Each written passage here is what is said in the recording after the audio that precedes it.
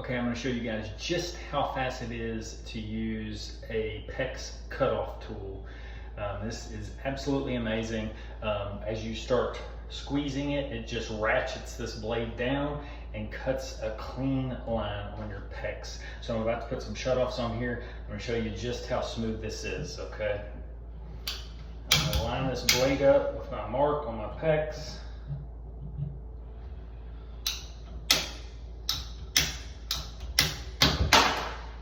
There you go, that's one.